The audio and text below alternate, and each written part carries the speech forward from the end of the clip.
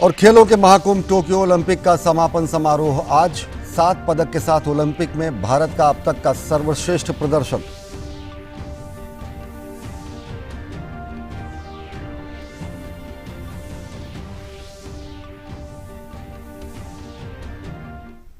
नमस्कार, मैं हूं अश्विनी कुमार मिश्र। देखते हैं खबरों को विस्तार से। उत्तराखंड के मुख्यमंत्री पुष्कर सिंह धामी ने आज आईटीबीपी एकेडमी मसूरी में पासिंग आउट परेड में हिस्सा लिया और इसी के साथ आज पहली बार यूपीएससी चयन प्रक्रिया से आईटीबीपी में 2 महिला अधिकारी सहायक कमांडेंट भी शामिल हुई। इनके नाम हैं प्रकृति और दीक्षा। दरअसल देश में ये पहली बार है जब यूपीएससी चयन प्रक्रिया से आईटीबीपी में 2 महिला अधिकारियों ने सहायक कमांडेंट के रूप में शपथ ली है। इन अधिकारियों को अब फोर्स की फील्ड यूनिट्स में तैनात किया जाएगा। आईटीबीपी में 2016 से यूपीएससी के माध्यम से महिला कॉम्बैट अधिकारियों की कंपनी कमांडर के रूप में नियुक्ति शुरू हुई थी। मैं बोलना चाहूँगी कि महिलाओं के लिए भी ये बहुत अच्छी फोर्स है। जिसको एडवेंचर पसंद है, जिसे चैलेंजेस पसंद है, बिल्कुल इस फोर्स को ज्वाइन करें। लड़कियाँ किसी क्षेत्र में कम नहीं है। मेरा नाम प्रकृति है। मैं यूपीएससी की तैयारी करते करते आईटीबीपी के अंदर आई और मुझे यहाँ पे सौभाग्य मिला यहाँ की पहली महिला जीडी ऑफिसर बनने का। यहाँ की लाइफ बहुत टफ है पर उससे ज़्यादा चैलेंजिंग और उससे ज़्यादा एक्साइटिंग है। बाकी जितनी लड़कियाँ हैं जो मुझे इस टाइम देख रही हैं और जो लड़के देख रहे हैं, जिनकी बहनें, जिनको आना चाहिए फोर्स के अंदर, मैं सबसे रिक्वेस्ट करूँगी प्लीज़ यहाँ पे आइए, क्योंकि आपकी बहुत ज़रूरत है देश को। देश सेवा का इससे अच्छा मौका आपको कहीं नहीं मिलेगा। और इस खबर पर और अधिक जानकारी के लिए हमारे साथ जुड़ रहे हैं हमारे संवाददाता सुधाकर दास।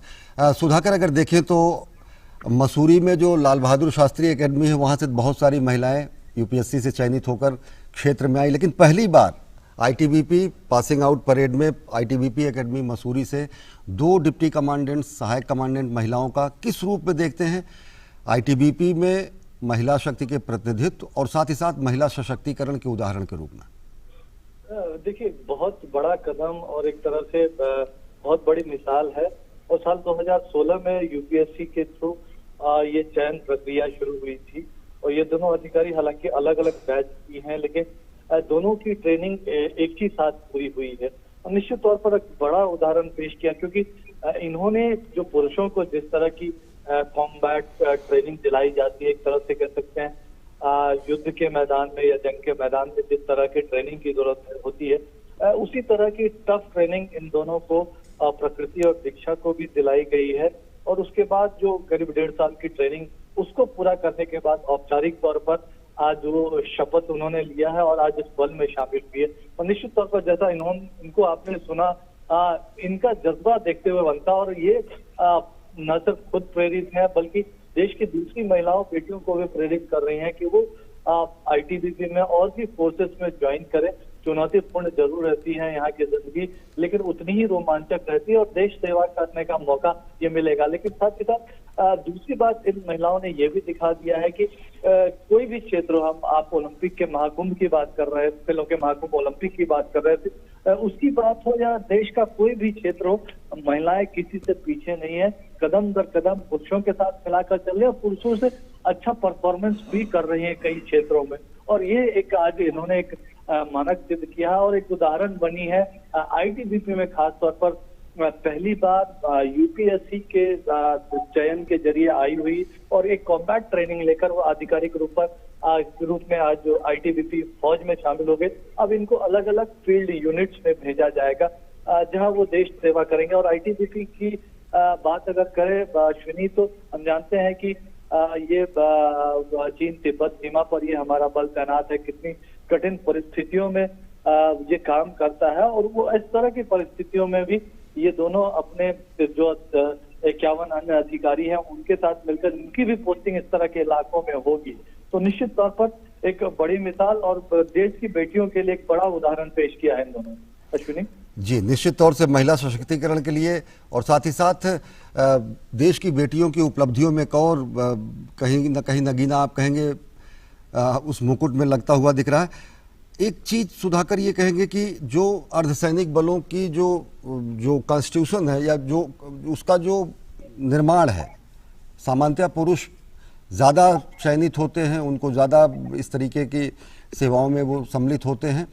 साथ ही साथ इसके अलावा महिलाओं के बाद उन्हें फील्ड यूनिट्स में तैनात किया जाना, फील्ड यूनिट्स मोस्टली टफ माना जाता है, ये किस रूप पे देख के चलते, और तब जबकि भारत तिब्बत सीमा पुलिस खास तौर से चीन के सीमाओं की रक्षा करता है? तो बिल्कुल सही कहा आपने। फील्ड यूनिट का सीधा मतलब है कि जो चुनौतीपूर्ण जगह हैं, उन चुनौतीपूर्ण जगहों पर कठिन से कठिन चुनौती हो सकती है। एक तरह से नक्सल प्रभावित इलाकों में तैनात है, पूर्वोत्तर में जो कठिन इलाके हैं वहां तैनात है, भारत की सीमा पर तैनात है, और दुर्गम इलाकों में पुरुष जिस तरह से काम करते हैं उनके साथ कंधे से कंधा मिलाकर ये महिलाएं काम करेगी। और एक तरह से बहुत महिलाओं की उपस्थिति फौज में बढ़ाने के लिए, अर्धसैनिक बलों में बढ़ाने के लिए कई अहम फैसले लिए गए हैं। केंद्रीय बलों में सरकार का टारगेट है कि 33% तक महिलाओं की नियुक्ति की जाएगी, और उसको लगातार बढ़ाया जा रहा है। सिर्फ जवानों के स्तर पर भी नहीं, अब अधिकारियों के स्तर पर भी कोशिश की जा रही है कि इस तरह की पैरिटी हो, उनको भी ज्यादा से ज्यादा मौका मिल सके। खासतौर से जो दिल्ली पुलिस जैसे जो ऑर्गेनाइजेशन है वहां भी हाल के दिनों में इस तरह की नियुक्तियों की संख्या बढ़ाई गई। तो निश्चित तौर पर एक तरफ सरकार नियुक्ति में प्रोत्साहन दे रही है युवाओं को, तो एक तरफ देश की बेटियों ने भी दूसरी तरफ दिखा है कि वो कंपटीशन के जरिए, योग्यता के जरिए इसमें खरी उतरती हैं। प्रोत्साहन के साथ साथ वो अपने प्रतिभा के जरिए यहाँ पे आई हैं, और इस तरह की टफ ट्रेनिंग लेकर वो भी काम कर सकती है और कहीं भी तैनात हो सकती है। सुधाकर, प्रकृति और दीक्षा वर्तमान पीढ़ी के लिए आप क्या कहेंगे? नई हमारी जो बच्चियां हैं उनके लिए एक प्रेरणा स्रोत के रूप में कंधे से कंधा मिलाकर कहीं भी कमतर नहीं पुरुषों से, चाहे वो टफ कंडीशंस हो, चाहे वो सीमा हो। जी बिल्कुल। और अश्विनी, अब जब हम आजादी का अमृत महोत्सव सेलिब्रेट करने वाले हैं 15 अगस्त को, जब स्वतंत्रता दिवस पे हम सभी अब झंडा फहराएंगे, राष्ट्रीय झंडा, और उस मौके पर इस तरह की सुखद खबर आना, और निश्चित तौर पर पढ़ाई का मैदान हो, विज्ञान का मैदान हो, खेल का मैदान हो, या फिर अब ये बहादुरी का मैदान, जंग का मैदान, वहां भी देश की बेटियां किसी से कमतर नहीं है। ये प्रकृति और दीक्षा ने साबित किया है। और आज जब उन्होंने जो मुश्किल ट्रेनिंग होती है, कॉम्बैट ट्रेनिंग होती है, उसको पूरा करके जब ये आईटीबीपी में शामिल। अश्विन, बहुत बहुत शुक्रिया सुधाकर विस्तार से जानकारी देने के लिए और विश्लेषण के लिए। और अगर बात अब उत्तर प्रदेश, मध्य प्रदेश और अन्य राज्यों की करें जहां पर बाढ़ की स्थिति काफ़ी तेज़ी से बदल रही है, अगर उत्तर प्रदेश की बात करें तो प्रयागराज और कानपुर देहात में कई जगहों पर बाढ़ का खतरा मंडरा रहा है। कानपुर देहात जिले के कई ग्रामीण क्षेत्रों में यमुना नदी का जलस्तर बढ़ने से दर्जनों गांव बाढ़ की चपेट में आ चुके हैं। यमुना नदी में बाढ़ आने से बीहड़पट्टी के बहमई, जैसलपुर, महादेवा, गौहानी, बागर, भुइयापुर, बिलासपुर, पिचौरा, बैजामऊ, खोजरामपुर, पिचौरा, इन सभी जगहों पर हालात काफ़ी गंभीर हो गए हैं। गौहानी, बागर व महादेव गांव की हालत सबसे खराब बताई जा रही है। कई घरों में बाढ़ का पानी भर गया है और लोगों का जनजीवन अस्त व्यस्त हो गया है। यमुना का जलस्तर बढ़ने से सेंगुर नदी में भी जलस्तर बढ़ गया है और आसपास के इलाकों में बाढ़ जैसे हालात बन गए हैं। क्षेत्र के कई गांवों में पानी घुस गया है। केंद्रीय राज्य मंत्री साध्वी निरंजन ज्योति ने कानपुर देहात के मूसा नगर क्षेत्र में नाव पर बैठकर बाढ़ प्रभावित क्षेत्रों का दौरा किया और बाढ़ पीड़ितों को राहत सामग्री वितरित की। अचानक बाढ़ आने के कारण लोग जल्दी यहाँ से हट भी नहीं पाए हैं। साथ में एसडीएम है, डीएम साहब से बात की है, यहाँ तत्काल एक नौका लगवा करके लोगों को आने जाने का रास्ता। और दूसरा, जो भी गांव में अभी हैं उनसे मेरा निवेदन है कि घर की परवाह किए बगैर आप वहाँ से निकल के सुरक्षित स्थानों में पहुँच जाएं। बाढ़ की वजह से दिक्कत है, घर डूब गया, इसलिए इधर पर रहने के लिए आ गए। तो सामान दिया, राशन, आटा और बिस्कुट, तिरपाल, ये सब लोग सामान दिया। पानी पूरा घर भूड़ गया है, भैंस गोरू लेके इधर आ गए जंगल में। प्रशासन की तरफ से पूरी मदद मिल रही है? पूरी मदद मिल रही है। वहीं राजस्थान के भी कुछ हिस्सों में बाढ़ की वजह से हालात गंभीर होने लगे हैं। धौलपुर में चंबल नदी का जलस्तर खतरे के निशान से ऊपर हो गया है, जिसकी वजह से नदी किनारे बसे गांवों में बाढ़ का खतरा मंडरा रहा है। इस बीच कोटा से सांसद और लोकसभा अध्यक्ष ओम बिरला ने अपने संसदीय क्षेत्र में हुए नुकसान पर अधिकारियों के साथ बैठक की।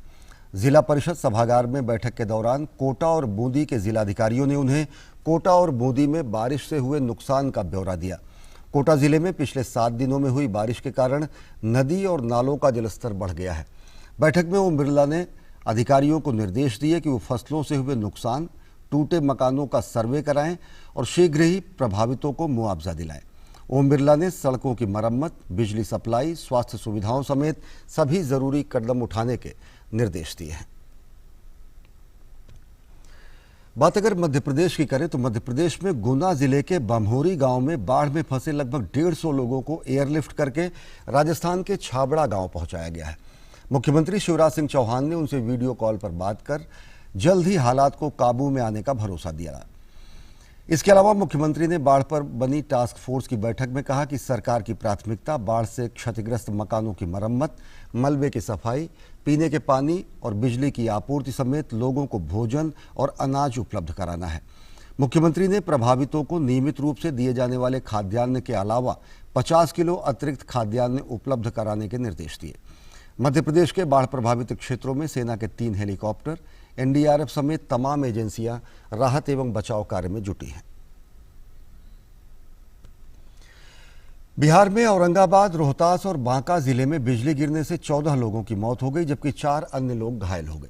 मुख्यमंत्री नीतीश कुमार ने घटना पर दुख जाहिर करते हुए मृतकों के परिजनों को 4-4 लाख रुपए की अनुग्रह राशि देने की घोषणा की और घायलों के मुफ्त इलाज के निर्देश दिए हैं। इस बीच मौसम विभाग की ओर से चेतावनी जारी की गई है कि बिहार के अलग अलग हिस्सों में अगले 48 घंटे में भारी बारिश और बिजली गिरने की घटनाएं हो सकती हैं। लोगों को सलाह दी गई है कि वे प्राकृतिक आपदा की आशंका के मद्देनजर घरों में रहें। देश के वंचित लोगों को कानूनी सहायता पहुंचाने के लिए सुप्रीम कोर्ट के प्रधान न्यायाधीश एनवी रमन्ना ने नए मोबाइल ऐप का आज उद्घाटन किया।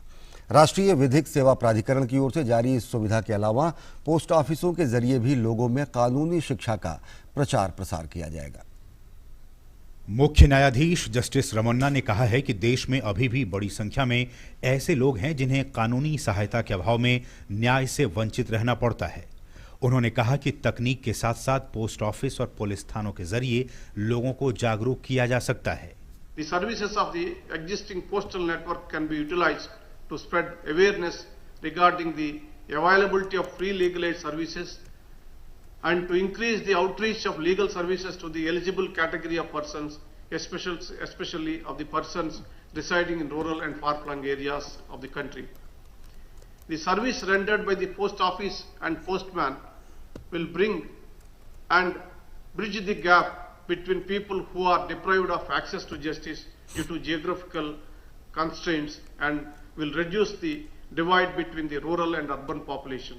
राष्ट्रीय विधिक सेवा प्राधिकरण के चेयरमैन जस्टिस यूयू ललित ने कहा कि बार एसोसिएशन और कानून की पढ़ाई करने वालों को भी कानूनी अधिकार के प्रति लोगों को जागृत करना चाहिए। उन्होंने कहा कि कानून का हक सभी के लिए समान रूप से पहुंचाने के लिए सभी को मिलकर काम करना होगा। We will be impressing upon the Bar Council of India and through Bar Council of India all the law colleges in the country that the law colleges must adopt maybe 1 or 2 talukas around the law college so that the students who are studying in 4th and 5th year law colleges of the law course can be given some kind of practical training to be part of the large contingent of paralegal volunteers. राष्ट्रीय विधिक सेवा प्राधिकरण के तहत देश भर की विभिन्न हाई कोर्ट और निचली अदालतों में कानूनी सलाह एवं सहायता के लिए केंद्र स्थापित किए गए हैं जो कानूनी सलाह और सहायता लोगों को उपलब्ध कराते हैं। अनिल पुनिया की रिपोर्ट, डीडी न्यूज, दिल्ली। और खबरें अभी और भी हैं, लेकिन वक्त हो चला एक छोटे से ब्रेक का। देखते रहिए डीडी न्यूज।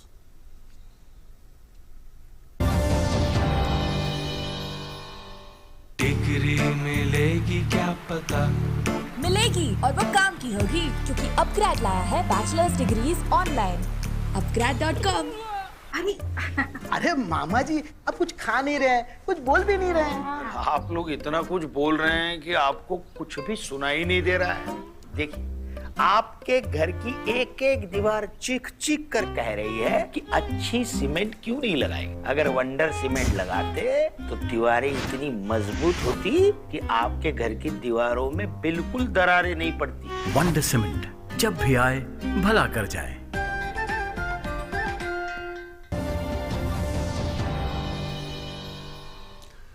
ब्रेक के बाद आप सभी का स्वागत है। टेरर फंडिंग के मामले में एनआईए ने आज जम्मू कश्मीर में 40 से अधिक जगहों पर छापेमारी की। छापेमारी में एनआईए और सीआरपीएफ के अधिकारी शामिल रहे। टेरर फंडिंग के केस में जमाते इस्लामी के प्रमुख सदस्यों और संगठन कार्यालयों में इस कार्रवाई को अंजाम दिया गया। इन छापों का केंद्र बिंदु प्रतिबंधित संगठन के फंडिंग के स्रोतों का जांच करना है। आज सुबह एक साथ डोडा, बड़गाम, किश्तवाड़, रामबन, अनंतनाग, गांदरबल, शोपियां, राजौरी समेत कुछ और जिलों में भी तलाशी अभियान चलाया गया। हाल के दिनों में एनआईए ने टेरर फंडिंग के आरोप में कुछ लोगों को गिरफ्तार किया था।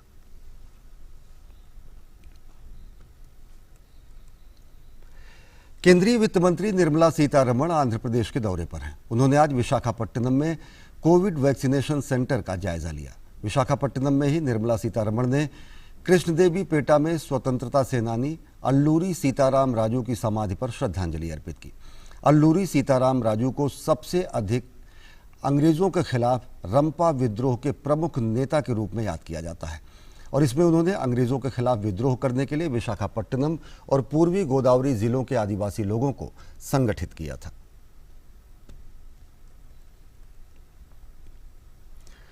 भाजपा अध्यक्ष जेपी नड्डा आगरा में हैं। इससे पहले वो कल लखनऊ में थे। लखनऊ में उन्होंने संगठन को और मजबूत करने के इरादे से कार्यकर्ताओं के साथ बैठक की। वे आज आगरा में पार्टी कार्यकर्ताओं से मुलाकात कर रहे हैं। दरअसल उत्तर प्रदेश में अगले साल विधानसभा चुनाव होने हैं और इसके मद्देनज़र जेपी नड्डा का 2 दिवसीय उत्तर प्रदेश का दौरा बेहद महत्वपूर्ण माना जा रहा है। बहरहाल भाजपा अध्यक्ष आज कोरोना वॉरियर्स के सम्मेलन को भी संबोधित करेंगे। देशव्यापी टीकाकरण अभियान के तहत अभी तक कोविड-19 की 50 करोड़ 68 लाख से अधिक खुराक दी जा चुकी है। केंद्रीय स्वास्थ्य मंत्रालय के अनुसार कल एक दिन में 55,91,000 से ज़्यादा टीके लगाए गए और 43,910 कोरोना संक्रमण के मरीज स्वस्थ हुए। संक्रमण मुक्त होने का जो प्रतिशत है, रिकवरी रेट है, वो 97.39% हो चुका है। देश में अब तक 3,10,99,000 मरीज कोरोना से ठीक